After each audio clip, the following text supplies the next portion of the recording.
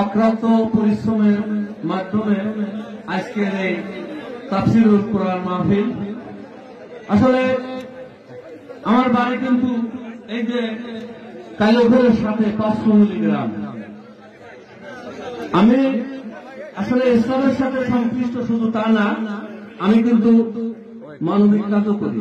গরিব অসহায় এবং স্কুল শিক্ষা প্রতিষ্ঠানে আমি কিন্তু বিভিন্নভাবে সাহায্য সহযোগিতা করে আসতেছি।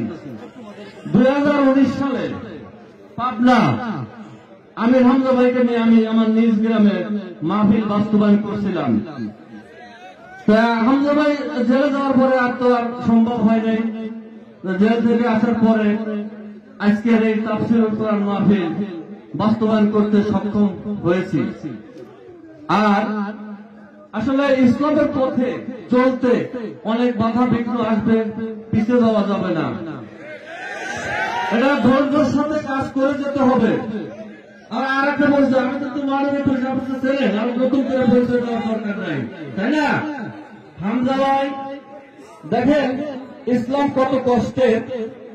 আমি বিগত প্রায় 1.5 মাসের উপরে 2 মাস হয়ে গেল আমি সেই নারায়ণগঞ্জ হামজা ভাইয়ের সাথে দেখা হয় ওই মাহফিলে, এবং হামজা ভাইয়ের সাথে মাহফিল শেষ করে রাত 4টা পর্যন্ত হামজা ভাইয়ের পাশে আমি বসে আছি।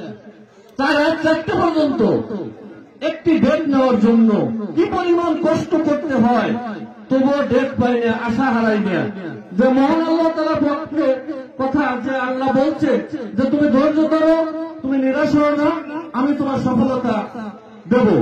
আজকে আমার এই বাস্তবতা প্রমাণ আরেকটাবার করে দিল হামজা ভাই, যে আমার ধৈর্যটা উনি দেখছে, হয়তো বুঝতে পারছে যে না আসলে আকরাম ভাই আসলে প্রকৃতি একজন ইসলামের পক্ষে কাজ করে যাচ্ছে। তা আপনাদের কাছে আমি দোয়া করি। আমি কিন্তু মাহফিল কিন্তু আমার এইটাতে 6টা মাহফিল উপহার দেওয়া, কিন্তু এই যাত্রাটা শুরু করছি হামজা ভাইয়ের হাত দিয়ে সেই 19 সালে। তারপরে প্রতি বছর একটি করে মাহফিল আমি উপহার দিয়ে আসতেছি। যে কোনো ভাবে, যে কোনো মূল্যে, যে কোনো জায়গায় আমি আমার কাজ করে যাব, কেউ আমাকে বাধা দিতে পারবে না। একমাত্র আমার সাথে মহান আল্লাহ তাআলা আছে।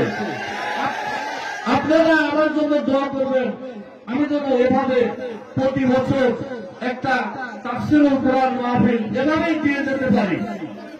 এবং এখানে এই কালিয়াঘর গ্রামে আসলে একা তো কোনো কাজ করা সম্ভব না। এখানে যে বীর মুক্তিযোদ্ধা, এই যে সভাপতি বীর মুক্তিযোদ্ধা ভাই, এবং এই যে খানটু ভাই, এই যে হাজি কাশেম কাকা, এরা আমাকে উৎসাহ এবং সার্বিকভাবে আমাকে অক্লান্ত পরিশ্রমের মাধ্যমে সহযোগিতা করছে বলে আজকে সবাইকে নিয়ে, কালিয়াঘরবাসী যুব সমাজকে নিয়ে আজকের এই তাফসীরুল কোরআন আমি বাস্তবায়ন করতে সক্ষম হয়েছি। আপনারা আমার জন্য দোয়া করবেন, এভাবেই যেন আমি আমার বাকি জীবনটা যেন কাজ করে যেতে পারি। এই বলে আমি আমার সংক্ষিপ্ত বক্তব্য শেষ করছি। খোদা হাফেজ, আসসালামু আলাইকুম।